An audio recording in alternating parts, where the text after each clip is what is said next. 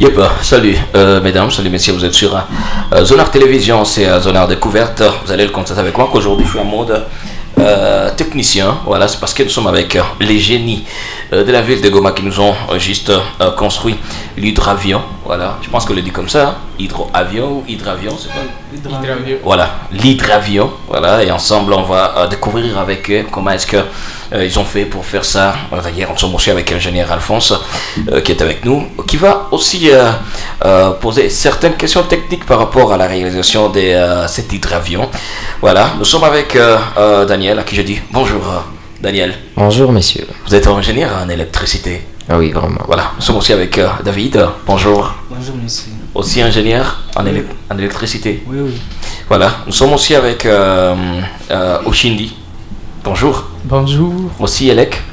Ah, ingénieur en mécanique. En mécanique. Yeah.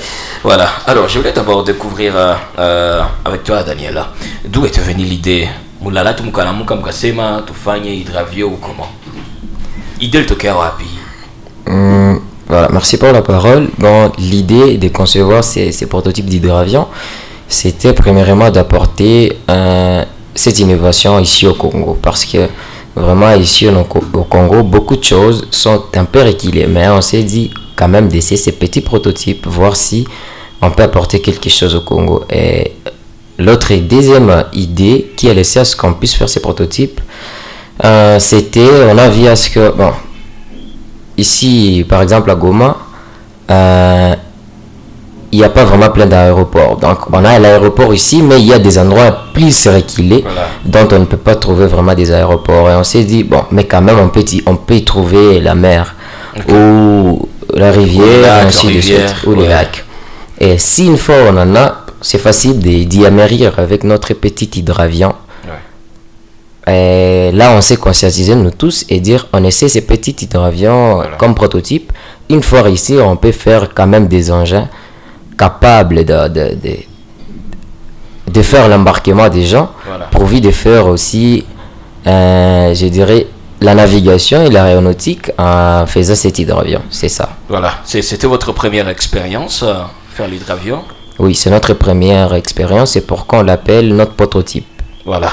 Alors, c'est pas bien avant, est-ce que... alors, je me tourne vers David. Est-ce que avant cet hydravion, vous avez réalisé d'autres petites choses ou carrément d'autres expériences avant de faire ça?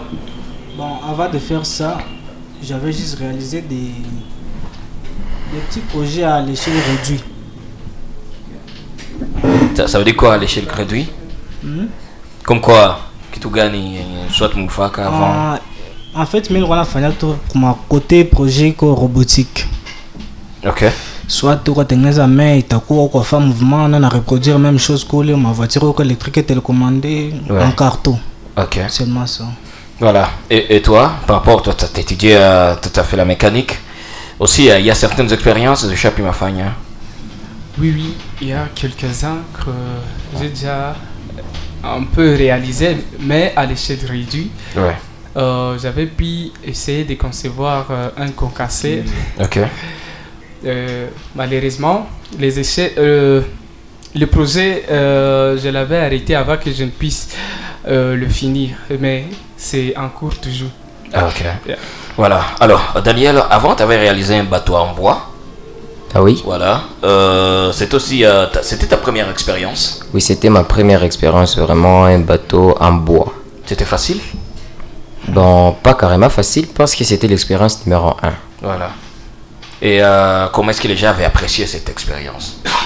Bon, ils avaient juste apprécié. Je ne sais pas s'il y a autre chose qu'ils avaient apprécié, mais moi je sais quand même de moi qu'ils avaient apprécié. Ah, voilà. Et tu l'avais fait juste pour t'amuser ou il y a quelque chose que tu visais? Bon, j'ai visé faire quand même un produit, un modèle réduit, modèle réel de mes modèles réduits au fait. Okay. Donc je faisais des modèles réduits et alors je me suis dit il faut que je puisse faire un modèle réel, voir si une fois je suis capable de faire naviguer une personne sur les lacs. Ah, ok. Voilà. Et puis après, il y avait eu une deuxième expérience. Ah oui, par après il y avait eu une deuxième expérience du bateau solaire. Voilà. Et là où c'était venu nos idées de voir si une fois on peut beaucoup plus expérimentés en énergie solaire pourvu d'amener aussi toujours des innovations qui n'existent pas ici au Congo. Bien sûr. Oui. Mais jusque-là, vous avez laissé tomber le bateau à énergie solaire? Non, on ne l'a pas laissé tomber, mais je dirais que ce sont des projets qu'on y bosse toujours, parce que c'est sur papier, tout le jour on y bosse, mais on n'a pas encore fait même l'autre modèle, à part l'autre qu'on avait fait de 2 personnes. Voilà. Alors, l'hydroavion, David, c'est la première fois que vous travaillez ensemble, vous trois? Ou souvent vous faites toujours des expériences Non, ensemble? c'est pas la première fois. Ok. Avec David, c'est depuis avant. Ok. Avec. Oui, Avec David, c'est depuis de modèles réduits, D'accord. oui, en carton. en Vous avez carton. étudié ensemble? Ah oui, on avait Oui. étudié ensemble. Comment vous avez connu alors Ushindi? À notre troisième essai du bateau à énergie solaire, on s'est croisé avec ingénieur Oshindi et là, il était aussi passionné en aéronautique. Comme David aussi, il était passionné en aéronautique et là, on a essayé quand même de collectionner nos idées et voir si on peut faire quelque chose. C'est là où c'était venu aussi encore l'idée de cet hydravion. Voilà. Alors, nous sommes aussi avec ingénieur Alphonse. D'ailleurs, l'un des ingénieurs bien réputés de la ville de Goma. Vous êtes ingénieur A0. Vous êtes aussi DG des Zonards Construction. Vous êtes voilà, bien réputé par ce que vous faites dans la ville. Comment vous avez trouvé d'abord cette idée d'hydravion de nos amis? Oui, merci beaucoup, Monsieur Calvin. Les amis Daniel, David et Ushindi. c'est quoi encore Ushindi. Ouais. Franchement, je suis parmi les gens qui ont été touchés par votre réalisation. C'est une œuvre de génie. Et vous avez montré à la face du monde que à Goma, il y a des jeunes capables. À Goma, il y a des jeunes qui peuvent produire quelque chose. De ma part, j'ai dit bravo. Bravo. Ça, c'est une œuvre qui vend positivement notre ville de Goma. Continuez ainsi, continuez à faire de telles réalisations. C'est sûr que vous aurez des soutiens parce que normalement, ce sont de telles œuvres que les gens doivent soutenir. Alors, étant technicien, je voudrais qu'ensemble on puisse échanger sur certaines questions à ce que vous avez fait. Et j'ai prévu quelques questions auxquelles vous devez nous éclaircir. Parce Et que nous autres, comme nous on n'est pas techniciens, c'est voilà. vraiment trop de savoir comment est-ce que ça se passe. les gens qui ne sont pas du domaine, vous allez Voilà. essayer de les éclaircir. Et je m'en vais sans pour autant perdre du temps poser ma première question. Qu'est-ce qu'on appelle un hydravion? C'est quoi un hydravion pour une personne qui n'est pas suffisamment informée? C'est quoi un hydravion? Un hydravion, donc il joue le rôle de mi-bateau et mi-avion. Mi-bateau et mi-avion. Comment oui. ça? Donc, il peut naviguer sur l'eau, il peut aussi faire la même chose que l'avion. Il peut prendre les airs. Donc, Pour les gens oui. qui ne sont pas informés à propos Oui. d'un hydravion. Ah ok, donc je comprends bien l'hydravion. C'est un appareil capable de se déplacer dans les airs ou soit sur comment dire, Sur sur l'eau. l'eau. De navigation. Oui, Deux choses en même temps. Ça peut faire les deux choses en même temps. Oui, Oui. des choses en même temps. Et 3 choses. Trois choses. Oui, parce qu'il nous faut juste le temps de beaucoup bosser et beaucoup se performer, mais de vrai, l'hydravion est capable de prendre les airs, est capable d'amerrir si l'eau, est capable d'atterrir sur la piste. Oui, c'est Ah, ok. possible. Oui. Ah oui. Ok. Ok, je comprends. Alors, il existe plusieurs types d'hydravion ou soit il n'y a qu'un seul type d'hydravion. Deux. Il y en a deux. Oui. Et vous avez choisi lesquels? Le type d'hydravion avec des flotteurs. flotteur. Avec flotteur. C'est quoi son avantage par rapport à l'autre et qu'on ne sait pas encore? Je peux dire l'avantage de ces flotteurs par rapport à celle d'autres hydravions, c'est parce que c'est grâce à sa capacité de résister dans des vagues. Ah, ok. Oui. Ok. Donc Ok. l'équilibre de l'enjeu de l'eau. D'accord. D'accord. Et votre Ça- appareil peut résister même s'il y a des vagues? Oui, ça peut résister à des vagues grâce à sa forme qu'il a. Grâce au catamaran, parce que ça Au quoi? au catamaran, c'est la différence qui existe entre des coques. Parce qu'avec les monocoques, ce sont, bon, par exemple, des bateaux Emmanuel ou quoi, Ouais. ce sont en monocoque. Et ce n'est pas vraiment plus stable que comme on pouvait faire des bateaux catamarans. Oui. Ce sont des innovations qui ne sont pas ici au Congo, mais on compte les amener si une fois on trouve ces potentiels. Ah, ok, ça va, on comprend. Alors, pouvez-vous nous expliquer au moins le principe de fonctionnement de votre appareil d'une manière brève? Veuillez nous donner les principes de fonctionnement de votre appareil. Une fois l'engin est dans l'eau, Ok, il se positionne sur ce flotteur. Une fois le moteur est allumé, le prototype prend sa vitesse sur l'eau, ça commence à flotter. Une fois qu'il a une vitesse maximale où il peut décoller, il décolle, il prend les airs.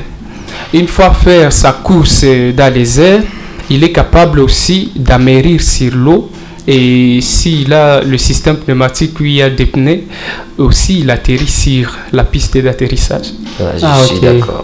et maintenant, je m'en vais chez Daniel. David, David, quel type de moteur vous avez utilisé?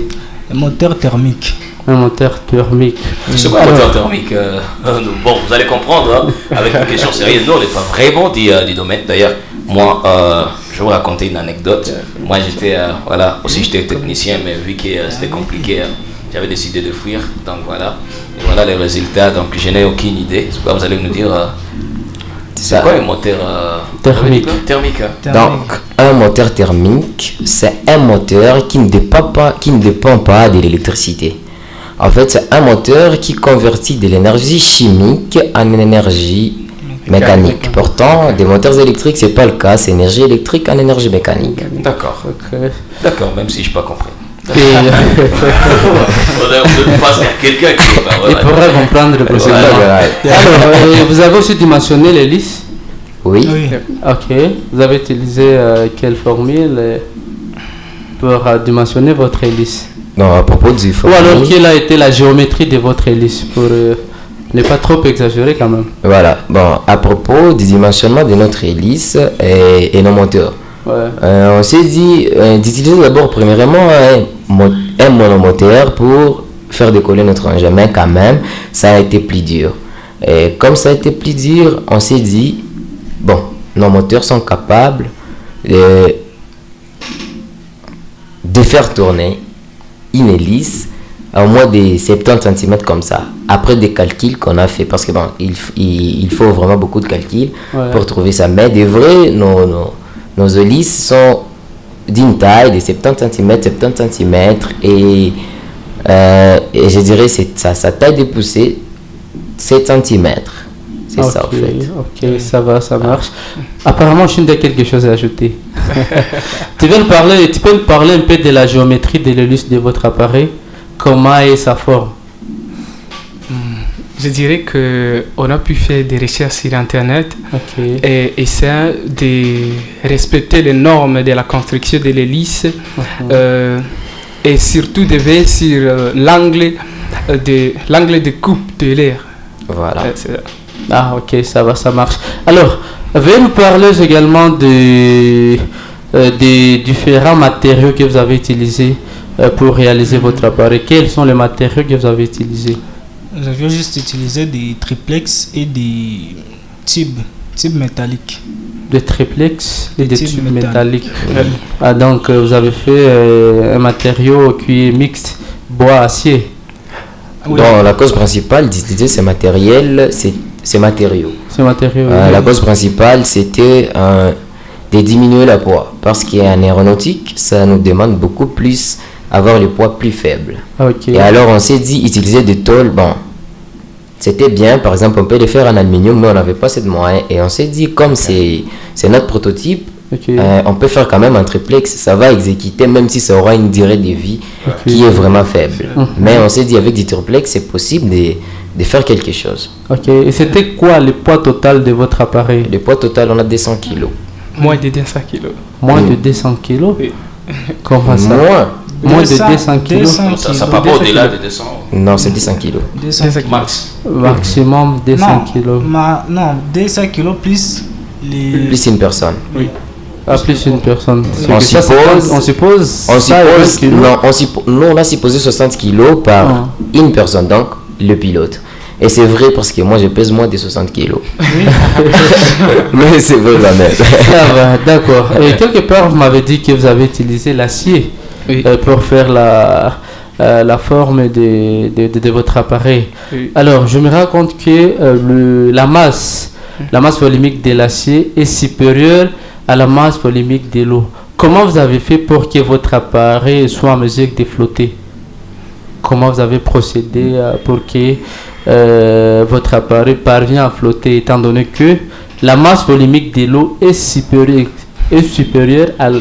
inférieure à la masse volumique de l'acier, qui est les matériaux principaux que vous avez utilisés? C'est ça. Bon, vous avez quand même totalement raison et c'est une question intéressante. Je peux dire à propos de ça, les triplex étaient incapables de résister sur l'eau. Et à propos de nos moyens, on essaie quand même de chercher des fibres parce que des fibres, ce sont la matière qu'on utilise dans de nouvelles technologies. Mais on a eu cette incapacité de trouver ces fibres. Et là, on s'est dit comment est-ce qu'on peut faire à nos niveaux.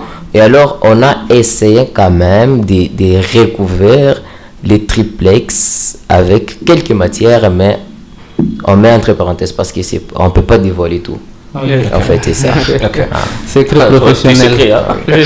D'accord, ça marche. Alors, vous allez aussi nous parler un peu du système de freinage. Comment ça se fait qu'un bateau, par exemple, qui est en train de naviguer sur l'eau, parvient à freiner? Est-ce que vous pouvez nous expliquer, même en Swahili, pour que les gens comprennent? Normalement, dans des bateaux normaux, un bateau n'a pas de frein. Mais normalement, pour freiner un bateau, il suffit juste de faire la marche arrière pour freiner un bateau normal. Mais pour nous, avec notre hydravion, on n'a pas question de freinage parce qu'on la va toute. Il n'y a pas question de freinage. Comme dans les avions normaux, vraiment aussi, il n'y a pas de marche arrière. Pourtant, il n'y a pas la possibilité de freiner. Et dans l'eau, même si qu'il y ait des freins, vous allez freiner comment? Il faut juste diminuer la vitesse. Il faut juste non, pas même diminuer la vitesse parce qu'il est vrai, une fois vous diminuez la vitesse, ça ne signifie pas que vous allez vous arrêter ou freiner. Mais quand même, si vous faites la marche arrière, vous êtes capable de freiner comme un véhicule normal. Donc si vous n'avez pas de marche arrière, pas de frein. Maintenant, le problème qu'on a, si nous avec notre hydravion, bon, c'est pas le problème. Il n'y a pas moyen de freiner parce qu'on n'a pas de marche arrière et il n'y a pas moyen de faire tourner l'hélice dans deux sens de marche. Il suffit juste un seul sens de marche. Ok. Et comment vous faites pour freiner votre appareil? Il n'y a pas de freinage avec les hydravions comme ça. Donc, on accepte l'inertie au fait. Donc, il faut commencer à ralentir le moteur. Et vous êtes au moins environ à 30 mètres de votre port.